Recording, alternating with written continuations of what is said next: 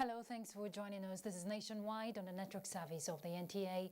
I'm Ruth Aguela.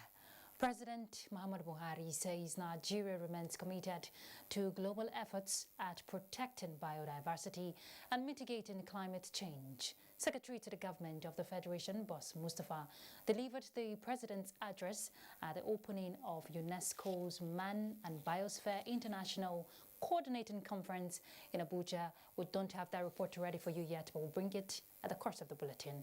The need for more commitment from governments, individuals and corporate organizations towards the promotion of live theatre has again been made at a musical stage play depicting the life and travails of late Chief Obafemi Awolowo, held Saturday at the historical Glover Hall in Lagos. Vice President Professor Yemi Oshibajo, accompanied by his wife Dolapo, attended the event. Let's hear how it happened from State House correspondent Jide Onifari. If you are not sure of where you are going, look back to where you are coming from to get inspiration, guidance, and direction. This is one of Nigeria's wise sayings as the writer and producer of the play Awo, Makinde Adeniro, tries to link the past to the present to create a better future for the people of the country, especially the young ones. And he says the intention is the need to begin re-engineering the system about leadership and the person of Awo representing the old political figures. And that's the target, to be able to let the younger ones see these leaders that have gone in the past, what they have done. What were the things they faced? Bakide says there is no telling the story of these past leaders without taking a look at their support pillars, which come from the wives and children, relatives, friends, and political associates. After all, power is what we seek. Humanity is value that transcends time and power. And that is what should taunt our consciences to ensure that Nigeria stays together, not the numbers in politics. When and how did we get here? But that is how it is in politics. We win some, we lose some. Of what use is a woman without a king's son or a husband who has become a shadow? Telling the story from the role of the home front, in this case, Anna Titeolu, gives it a bit of romantic approach. I am not sleeping with anyone to free my husband. You are my jewel of inestimable value. Tonight, we've witnessed that beyond that cap, he was a man who wore many caps. The play was staged by the Duke of Shomoli Productions. Jide Onifade, NTA News. The Medium Security Custodial Center in Kabba, Kogi State, has been attacked by yet-to-be-identified gunmen. A statement by the Public Relations Officer, Nigerian Correctional Service, Francis Enobore, shows that 240 inmates were forcefully released. The incident took place at about 11:45 p.m. on Sunday, on the 12th of September 2021. According to Enobore, the attackers who arrived at the custodial center in their numbers, heavily armed, immediately engaged armed guards in a fierce gun battle. Consequently, the Controller General of Corrections, Haliru Nababa, has ordered a recapture procedure to be activated immediately and detailed investigation carried out. As he personally leads a team to assess the situation, the Controller General of Corrections appealed to the general public to provide useful intelligence that will assist in recapturing the escapees to security operatives. The Kabba Medium Security Custodial Center was established in 2008 with a capacity of 200. However, at the time of the invasion, 294 inmates were in custody, out of which 224 were pre-trial detainees with 70 convicted inmates. Following that, the Minister of Interior, Rauf Aregbesola, has received a briefing by the Controller General of the Nigeria Correctional Service, Haliru Nababa, on the unfortunate attack on Kabba Medium Security Custodial Center in Kabba, Kogi State. by yet-to-be-identified gunmen. Well, in a statement by Shola Fashure, media advisor to the Minister of Interior, said during the attack, security officers on duty, which comprised of 15 soldiers, 10 police officers and 10 armed guards of the Nigeria Correctional Service on duty, fought gallantly to repel the attack, but regrettably, 2 officers of the Correctional Service are yet to be accounted for, while 1 soldier and a policeman lost their lives during the attack. The statement said a crisis response center has been activated and a special task force mobilized to recapture escaped inmates, whilst an interagency security task force is already on the trail of the gunmen who attacked the facility. The public is advised to stay calm as the situation is under control and assure citizens that Nigeria's security forces will find the attackers and bring them to justice. He urged the people, especially the communities around the custodial facility, to be vigilant and report any strange and suspicious persons or activities to the nearest law enforcement agency. Lieutenant General Farouk Yahaya, the Chief of Army Staff, has directed the immediate commencement of military operation in the North Central to further stem criminality in the zone. The Army Chief gave the marching order at the ongoing combined 2nd and 3rd quarter 2021 Chief of Army Staff Conference holding in Abuja. Defense correspondent Ismail Musa reports. With these aggressive land and air operations, eradicating bandits in the North Central and smoking out terrorists from their enclaves in the Northeast, this conference is a veritable platform for Army principal officers, commanders and heads of formations to appraise their operations in the period under review and make enhanced projections in the quest to further secure the country.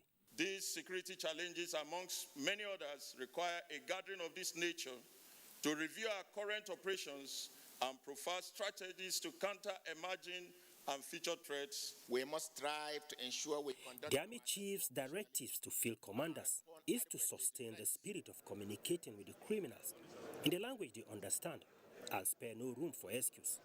I will not take or accept excuses. I do not please that failure is failure, irrespective of the circumstances. Commanders must take initiative. They must take decisive action to defeat the threats in their respective areas of responsibility. Deliberations on improving troops' welfare, upscaling training and provision of equipment dominated the platform. This is the first COAS conference since the assumption of office of Lieutenant General Farouk Yahaya as the Chief of Army Staff. 7 combat vehicles, locally equipped with high broadband frequency for effective communications and cameras with night vision capability, were inaugurated at the event. Ismail Musa, NTA. Zamfara State Governor Bello Muhammad has formally received the 75 rescued students of Government Day Secondary School, Kaya, in Maradun local government area of the state, abducted about 2 weeks ago. The students, along with their 3 teachers, were safely rescued by a combined security team in collaboration with the State Task Force Committee. Let's hear more from Jamilu Ibrahim. With the assistance of some pathfinders who led the rescue team to the den of these bandits, led to the rescue of these children this evening unhurt, held, and hearty without paying a dime. That was the Zamfara State Commissioner of Police Ayuba Elkana while handing over the 75 rescued students of Government Day Secondary School Kaya in Maradu local government area of the state, comprising 50 girls and 25 boys abducted by armed bandits about 2 weeks ago. Governor Bello Muhammad, who formally received the kidnapped victims at the government house Gusau, said they were rescued through a concerted effort of the security operatives and the State Task Force Committee on Security. The governor explained that the shutdown of telecommunication networks and other security measures recently adopted by the government paved way for the conduct of the successful operation, which led to the rescue of all the kidnapped victims unhurt. He said the security measures will not only be sustained but also reinvigorated for the safe rescue of all other persons still in captivity and the restoration of lasting peace in the state. People of Zamfara State, the government will not relent on this. We must continue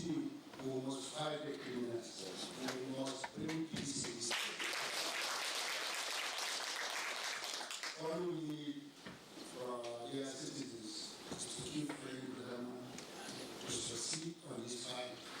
While narrating their ordeal, one of the released captives, who is the vice principal of the school, Zayanul Aden, confirmed that all the kidnapped students and teachers are back and none of them was molested by the bandits. The kidnapped victims are expected to undergo medical check-up, counseling and debriefing before they are reunited with their respective families. In Gusau, Jamilu Ibrahim, NTA News. And still from Zamfara, we hear that the Task Force Committee on the Enforcement of Security Measures being adopted by Zamfara State Government has again succeeded in the arrest of 2 suspected bandits and 11 of their alleged collaborators in Bungudu local government area of the state. The feat followed an operation conducted by the committee in the area based on an intelligence report. Again, let's hear from Jamilu Ibrahim. Operation conducted by members of Zamfara State Task Force Committee on Peace Measures led by its chairman Abubakar Muhammad Dauran in Mongodo local government area of the state followed an intelligence report. 11 suspected informants and 2 alleged bandits were arrested and 30 motorcycles recovered from them during the operation. Chairman of the Task Force Committee reiterated the commitment of the members to fish out all those sabotaging the ongoing effort to achieve lasting peace in Zamfara State for them to face the full wrath of the law. He appealed to people in the state to continue to support the committee and the security agencies with vital information on bandits and their collaborators for prompt action. This operation is based on intelligence report. When we have information from a reliable source, then we move on action. We call the police to follow us. We cannot come out and tell people that we are going to social place, but we are on it. And inshallah, we are going to succeed. The Task Force Committee later handed over the suspects and the exhibits to Zamfara State Police Command for further action. This brings to 23 the total number of suspected bandits, collaborators and informants arrested in Kaurnamuda and Bungudu local government areas of Zamfara State within 2 days. In Gusau, Jamilu Ibrahim, NTA News. Firefighters, with the assistance of some members of the public, have successfully put off a fire that has emanated from a tanker explosion in Yola in the early hours of Monday. Simon Asher reports that the tanker was fully loaded with diesel, which exploded when the driver was trying to negotiate a turn and lost control. Let's see that. The incident, according to eyewitnesses' account, occurred due to overspeeding as the tanker driver was trying to negotiate a turn around the roundabout heading to NNPC depot along Numa Road to offload the product, thereby losing control, hence the explosion. It took firefighters more than 3 hours to put everything under control. There was pandemonium when he lost control. The incident was terrific.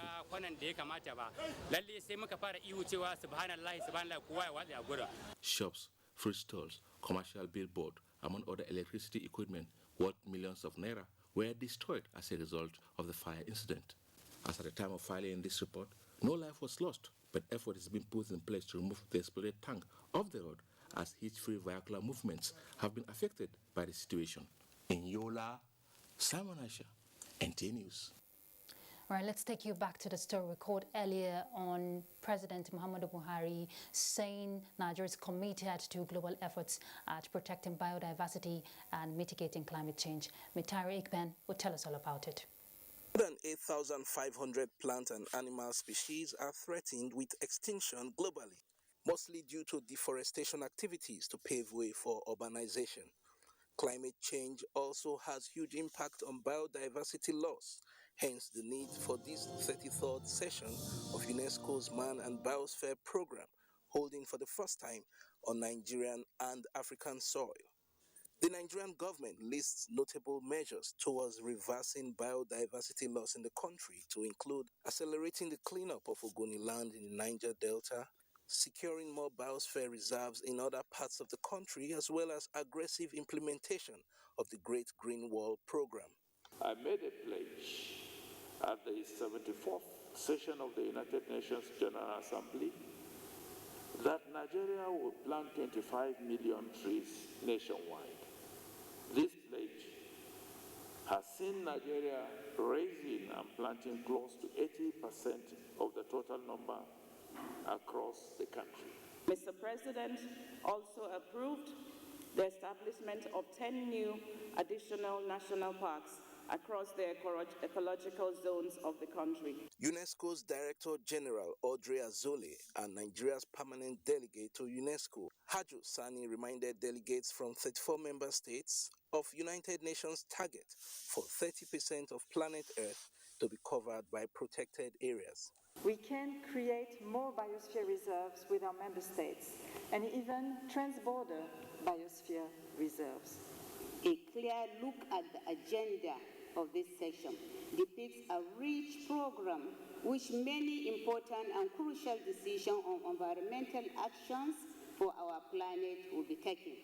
There is consensus that the COVID-19 pandemic makes it imperative for global efforts at reuniting humanity and nature. From the State House, Mitaire Ikben, NTA News. All right, let's go on a break. We're back in a moment. Please stay tuned. The federal government has commenced the second phase of COVID-19 vaccination.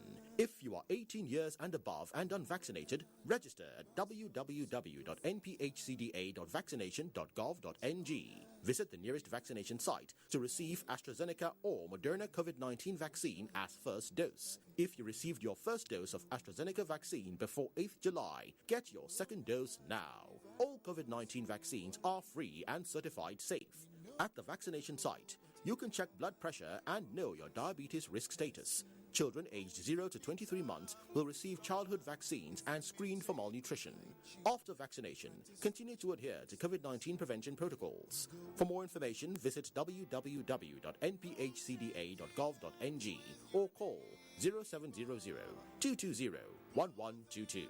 This message is from the National Primary Healthcare Development Agency.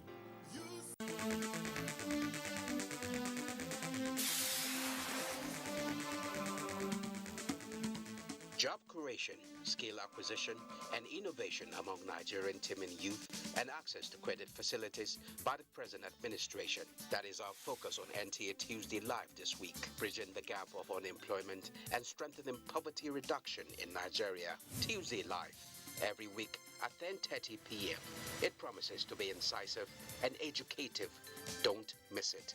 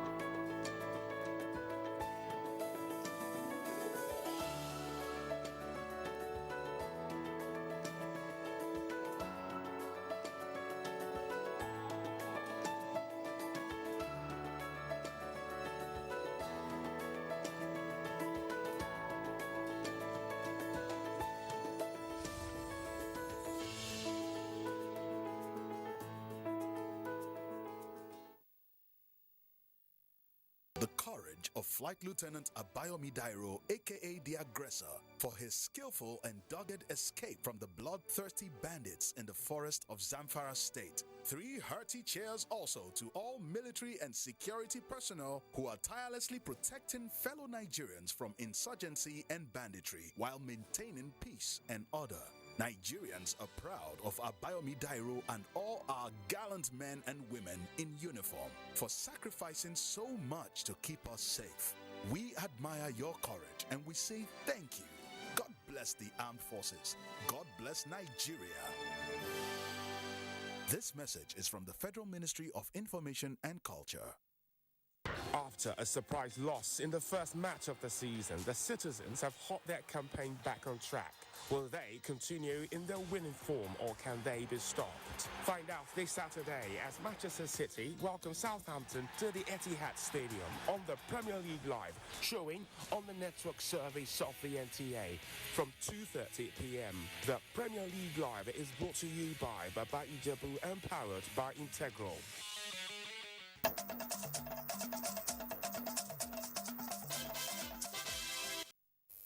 Welcome back.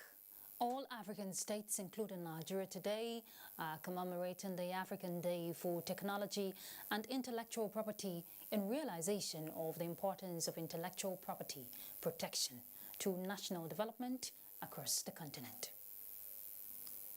Day of September is set aside in compliance with the resolution made by the then Organization of African Unity, OAU, now African Union, AU, Council of Ministers and Assembly of Heads of States and Governments at Addis Ababa, Ethiopia in July 1999. The commemoration is set aside to arouse the latent creativity and inventive spirit of young innovators and inventors, as intellectual property is one of the ways through which rapid development of a nation can be achieved. Also, it is to further sensitize and facilitate the domestication of technology and development of intellectual property rights IPRS system in African and reawaken the creative ability of the people on the continent to eradicate poverty and drive sustainable development. In Nigeria, the National Office for Technology Acquisition and Promotion, NOTAP, an agency saddled with the responsibility of promoting the inventive and innovative spirit of Nigerians over the years, commemorates this day to demonstrate to children and youths the importance of intellectual property rights to nation building. However, the agency regrets to announce that this year, due to the raging COVID-19 pandemic, it is shelving the exhibition program to adequately prepare for 2022 commemoration. All right, let's expand the discourse. We have a guest joined us in the studio, Director General NOTAP, that's the National Office for Technology Acquisition and Promotion, Dr. Dan Azumi Ibrahim. Thank you very much for joining us. Thank you very much, Dr.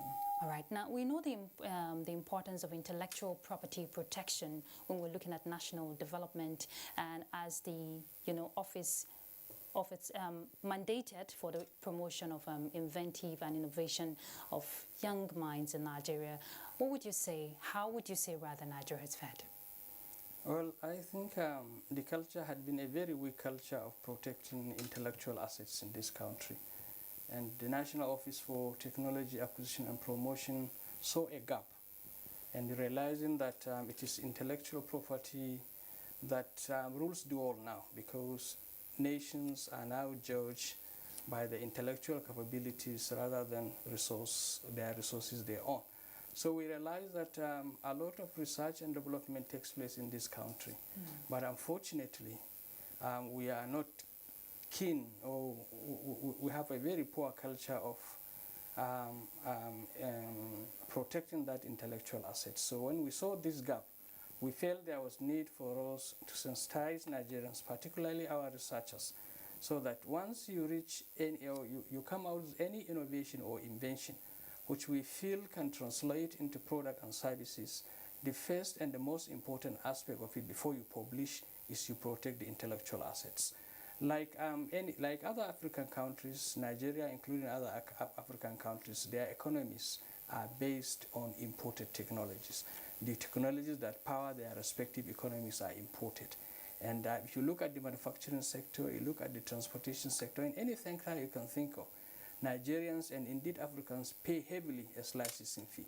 So we feel we have Nigerians who are intellectuals who are coming out with invention and innovations. So long as these innovations and innovations are not protected, they may not likely going to be commercialized. And unless they are commercialized before they have any economic value to our own country and Africa in general. Now, the world is celebrating the African Day for Technology and Intellectual Property. What is the focus for this year, and how would such a day, which is aimed at raising awareness on the protection of intellectual property, help to improve on this?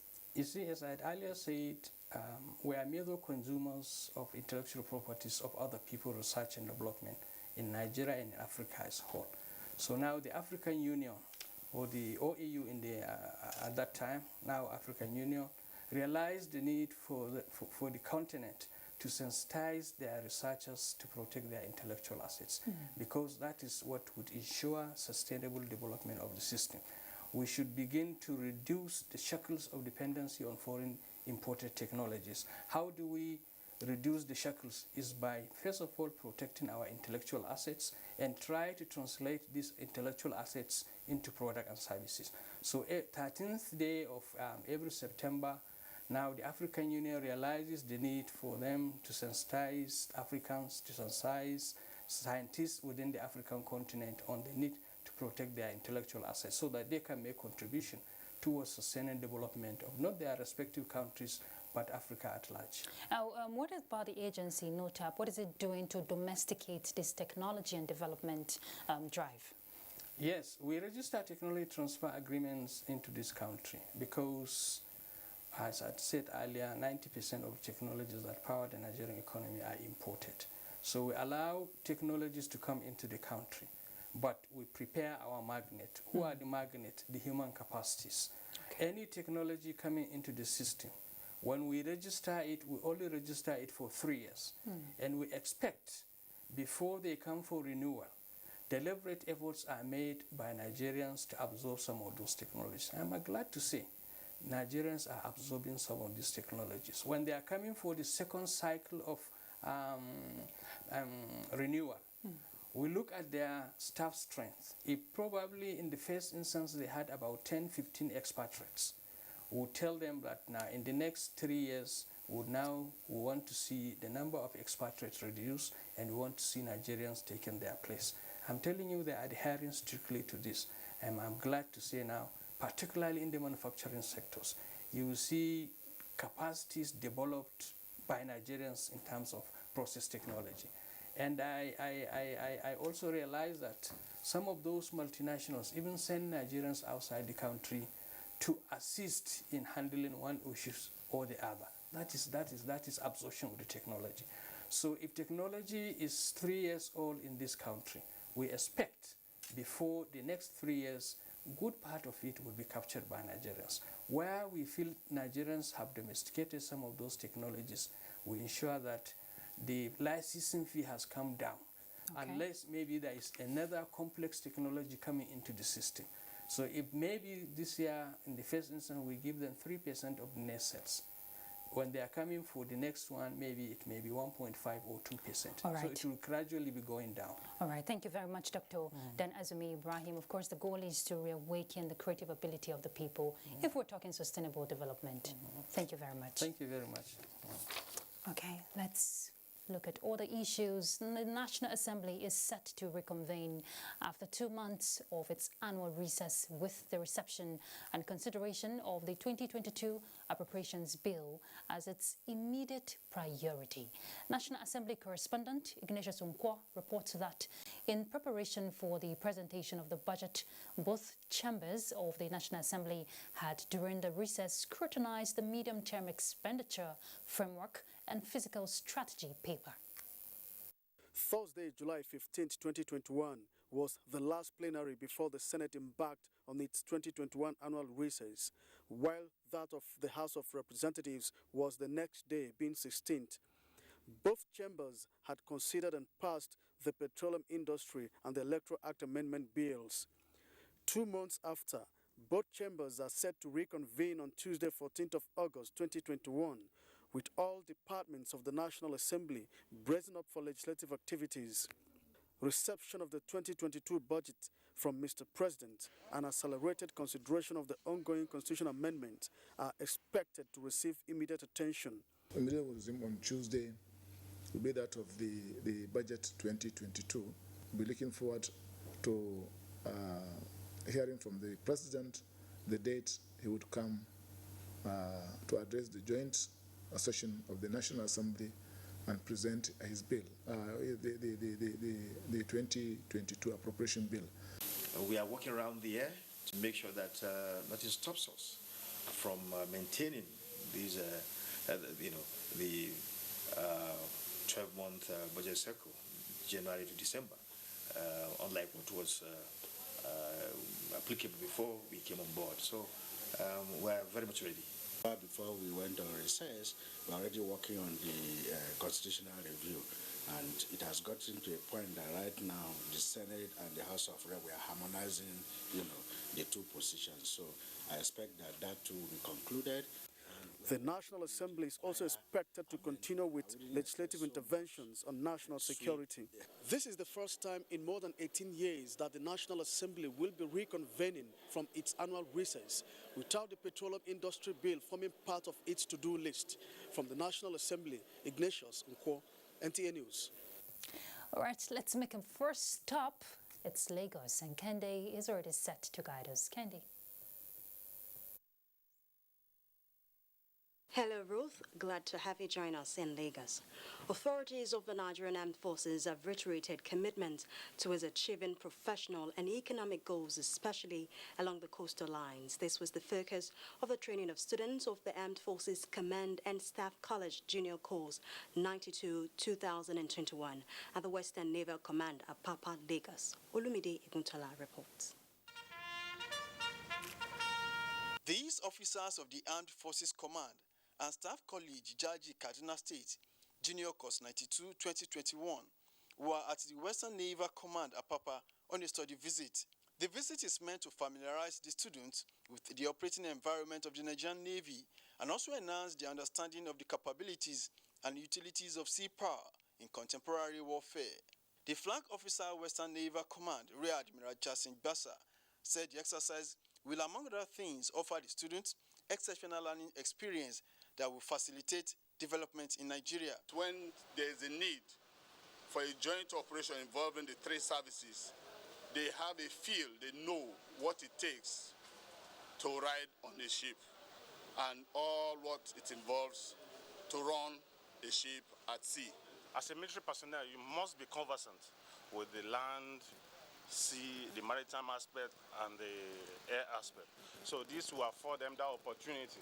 So that when you are a commander somewhere and there's a requirement for you to cooperate with your naval counterpart, you will have had experience of what it is like. The exercise is expected to aid the students contribute to national security when deployed to the field on completion of the course. In Lagos, Olumide Iguntola, NTA News. It's been a rainy day in Lagos, and as usual, residents are already counting their losses, including pupils whose spirits have been dampened after a long break. Annie Daniels tells us more.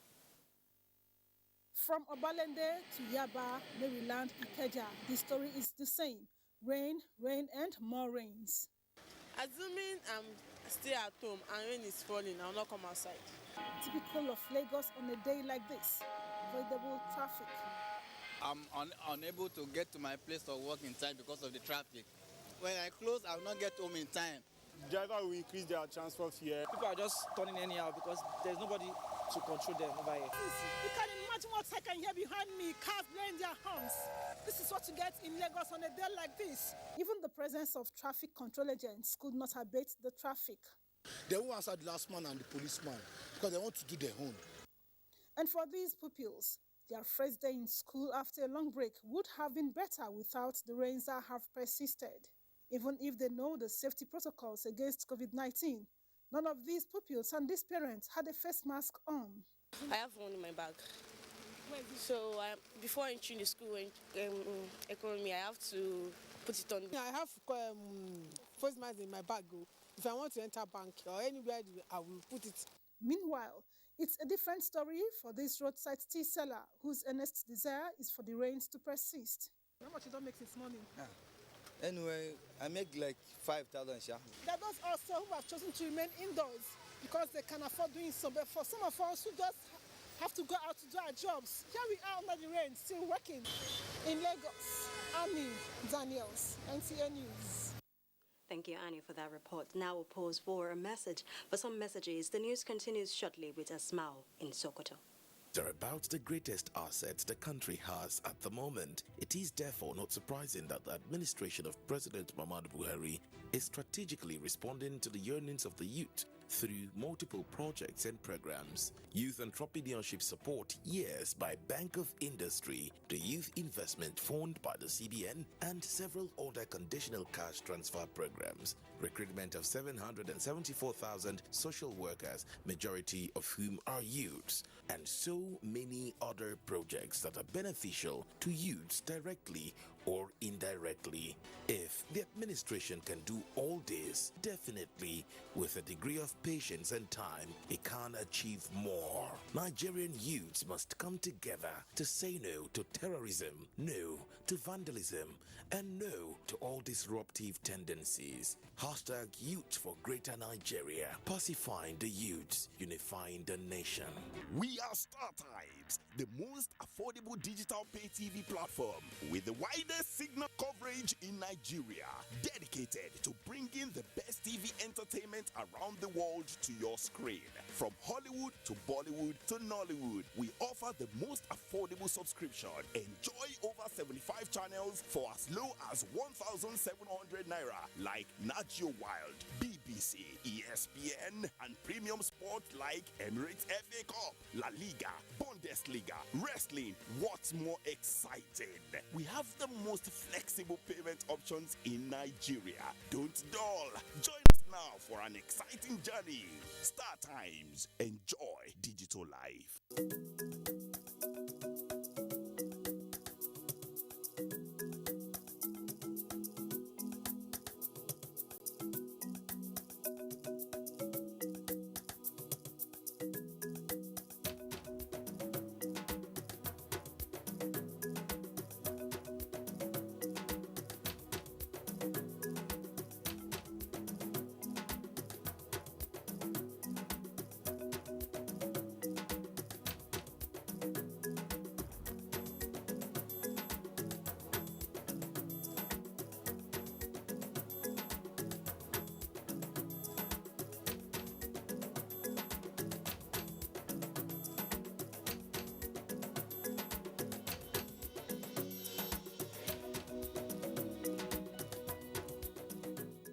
After a surprise loss in the first match of the season, the citizens have hot their campaign back on track. Will they continue in their winning form or can they be stopped? Find out this Saturday as Manchester City welcome Southampton to the Etihad Stadium on the Premier League Live, showing on the network service of the NTA from 2:30 p.m. The Premier League Live is brought to you by Baba Ijebu and powered by Integral.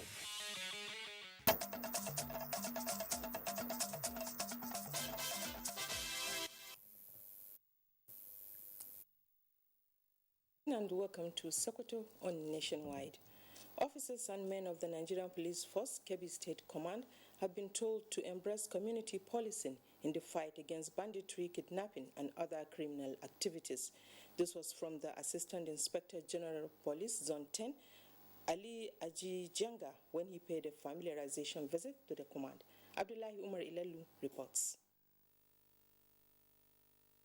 The visit afforded the AIG in charge of Zone 10, comprising Kebbi, Sokoto, and Zamfara State, Ali Ajijanga, opportunity to rub minds with uniform and civilian personnel under the command, and as well traditional rulers, leadership of the Police Community Relations Committee, and other stakeholders on security. Modalities to stem the tide of insecurity in the state and the zone were exhaustively discussed. The AIG explained that the interactive session will afford relevant stakeholders the opportunity to cross-fertilize ideas on how best to tackle the security issues in the state and beyond.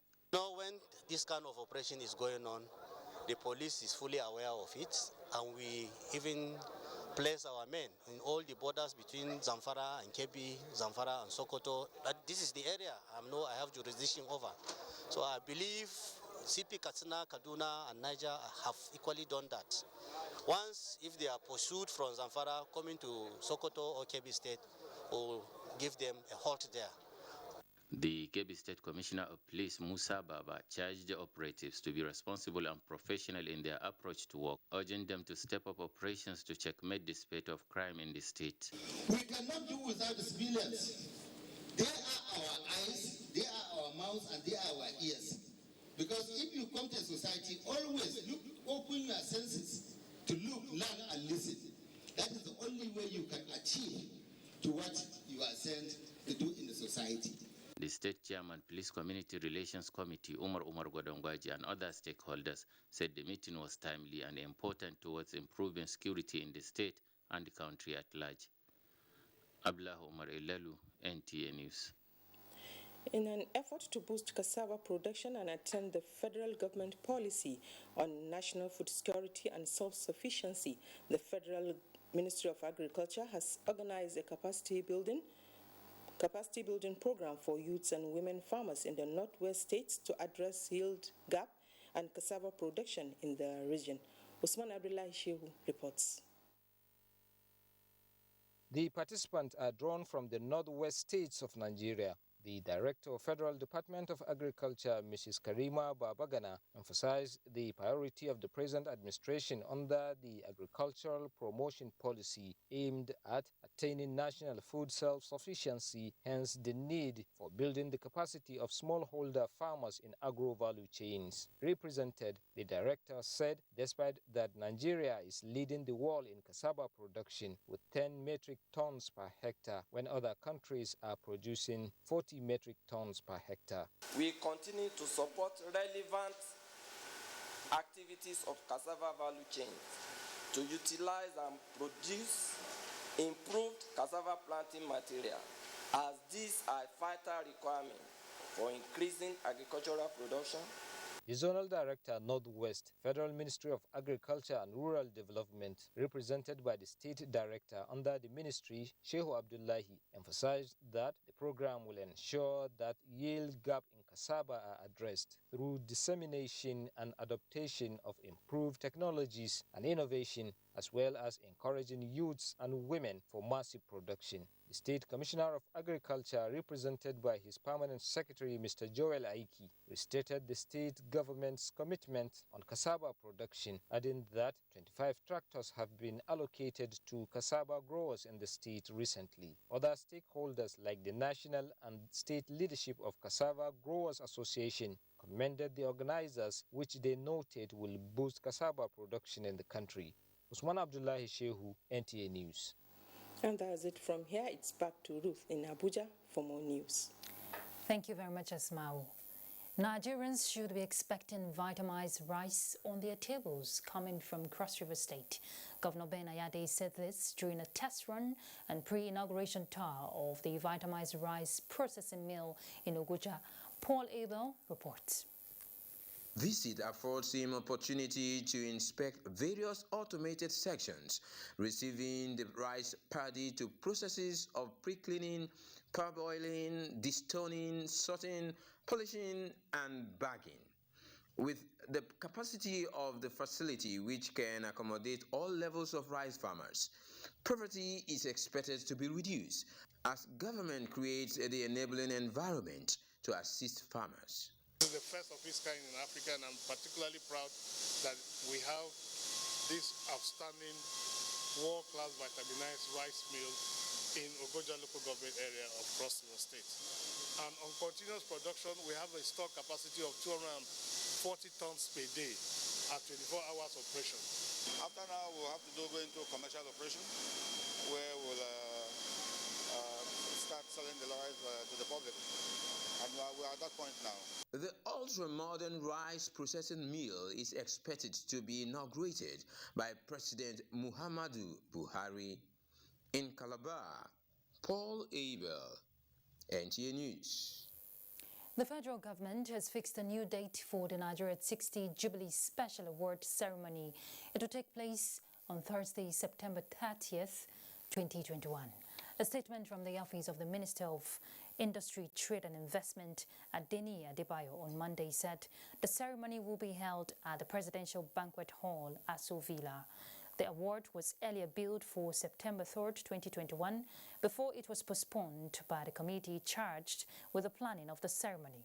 A statement signed by the minister's media aide, Ifedayo Sayo, said the award ceremony is planned as part of the Jubilee celebrations of the nation's independence and is designed to honor 60 notable Nigerians who have made impact in the country. Let's make another stop in Makurdi. Charles is set for us. Charles? And a warm welcome to Makurdi. Let's begin with technology. Man's quest to improve the society and his standard of living has translated to new inventions and technologies to address challenges and/or situations. In agriculture, these trends have continued to evolve, thereby enhancing methods of livestock production to ensure sufficiency and improve economies. Elias Itiab in this report looks at the technologies in animal husbandry and its benefits to farmers.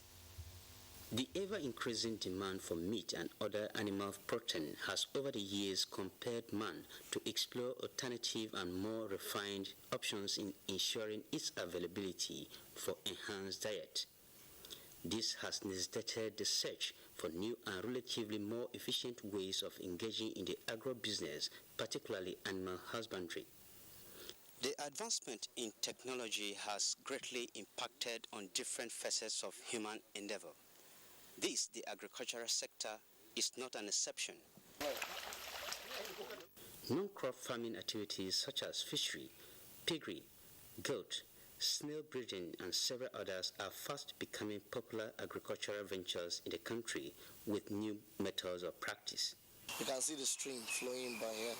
Just tap the water and then you're getting fresh water consistently for your fish. So we have eradicated the cost of power. You can also use, like I said, wasted bread that is wasted. It's developing fungus because the yeast content is what the fish like. They love the yeast content. A lot of innovations are being produced, introduced into the system, such as in artificial insemination to improve the existing breeds. Only recently I visited a place where I saw because the temperature was high, they used drones to cool the poultry pens. They believe that animal husbandry could be made more efficient and profitable if necessary regulations are enforced to the latter. In Makurdi, Elias Itiab, NTA News.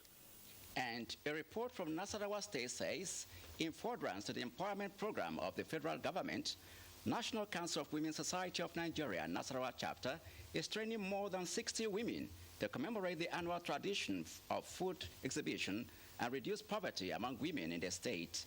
Sadatu Awalu reports. This year's annual food fair exhibition of National Council for Women's Society of Nigeria has come up with another development of empowering women through skills acquisition program to support government's effort in reducing rate of unemployment and women empowerment across the 13 local government area of the state.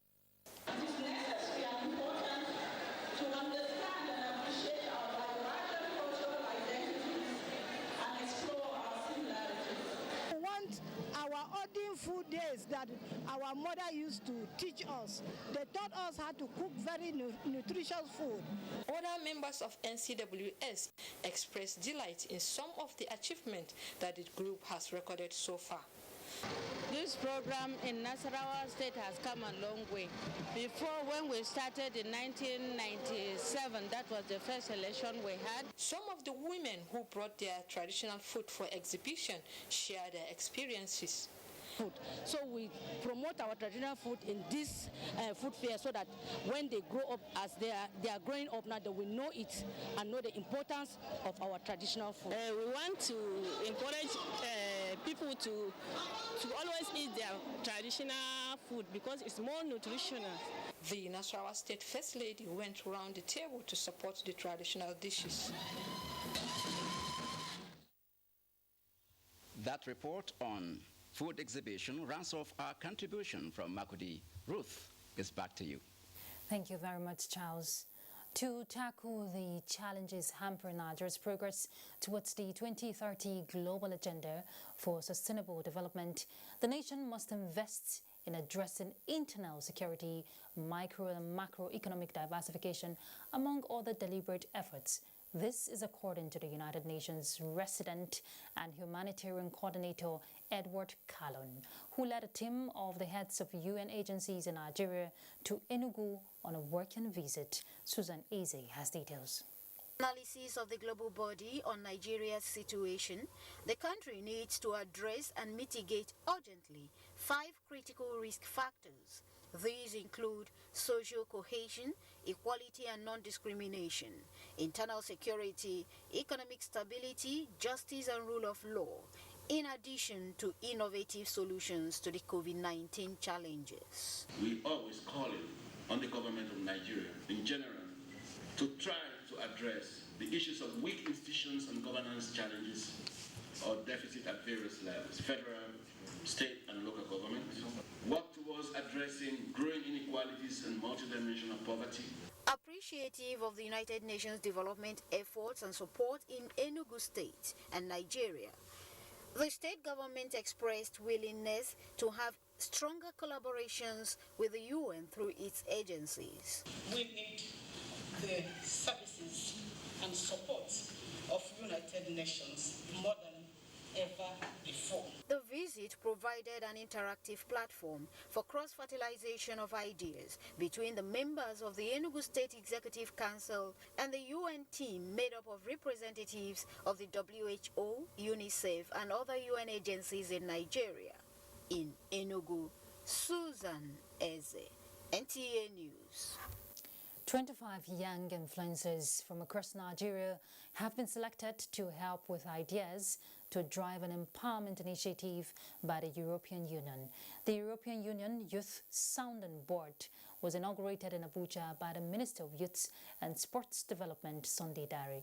Abdullahi Mohammed will tell us more. An interaction with some of those expected to shape the future of Nigeria and their aspirations. I would like to be part of the maybe fashion industry. Making these dreams come true are empowerment initiatives by the European Union in the area of green and digital economy, human development, as well as government peace and migration.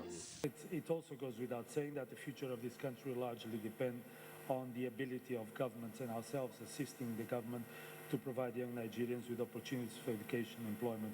This, the Minister of Youth and Sports say, is in tandem with the federal government policies in the area of youth development. Beginning today, and after the approval of Mr. President, exactly 1 month from today, we hope to have the first National Youth Conference, National Youth Confab, that will have 370 Nigerian youth under one roof, meeting for 4 days, to speak to 4 thematic areas. The European Union wants the youth to drive the process using their ideas, so a Youth Global Sounding Board is inaugurated. This means that these 25 youth ambassadors, who are also influencers in their respective domain, put on the table the aspirations of other youths to drive on the initiatives. In Abuja, Abdullahi Mohammed, NTA News. Kano State Government has commenced the revocation of illegally acquired or not properly documented property and structures within the metropolitan area for the establishment of mega secondary schools in view of the prevailing security challenges coupled with the congestion of schools in the outskirts of the city. In a statement, the State Commissioner for Information, Malam Mohammed Garba, said the measure is aimed at decongesting the boarding schools across the 36 local government areas following persistent abduction of students from boarding schools in neighboring states. He said while the government was currently reviewing the security situation in the face of the recent offensive against bandits, kidnappers and other criminals in forests adjoining the state, government would be proactive in adopting measures that would secure schools. The Northeast Development Commission is raising the bar of recovery drive in the education sector of the 3 most affected states in insurgency with the commencement of construction of first mega model school in Gashua Town, Yobe State. The school, which is 1 out of the 3 to be constructed in each senatorial district of the state, is to complement ongoing efforts by Yobe State government in revitalizing basic and secondary education in the post-insurgency era. That was the president of the Senate, Ahmed Ibrahim Lawan, assisted by Governor Maimala Buni, both represented alongside the managing director of the NEDC, Mohammed Gonal Kali, laying the foundation block for the upgrade of Government Secondary School Gashua to a standard mega school by the Northeast Development Commission. With a completion period of 12 months, the school is designed to have a library, science laboratories, students' hostels, blocks of classrooms, clinic, ICT and entrepreneur centers among other facilities to prepare prospective students in the area for a 21st century life. We have a lot of schools in the local government, but it's not enough to our children. So by having this school, we really appreciate what was already done to the local government. Consequently, the Commission also resolves to construct 3 mega schools or upgrading of existing ones in each state of the region, thus making 18, one in each of the senatorial district. We have come, we have done the foundation laying ceremony, we'll wish the community well, we'll wish this place well, and we look forward to a very, very excellent job.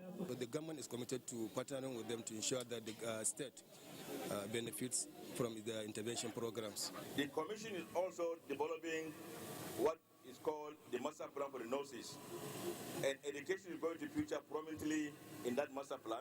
Aside from providing educational infrastructure, the management of the NEDC says under its Education Endowment Fund, it will be supporting teachers' training as well as curriculum upgrade, among others, in the benefiting states. In Damaturu, Yunusa Suleiman, NTA News. We're done. Thank you very much for your company. We do appreciate. But remember, together we can put an end to rape and rapists. Connect with NTA. I'm Ruth Aguele. Bye.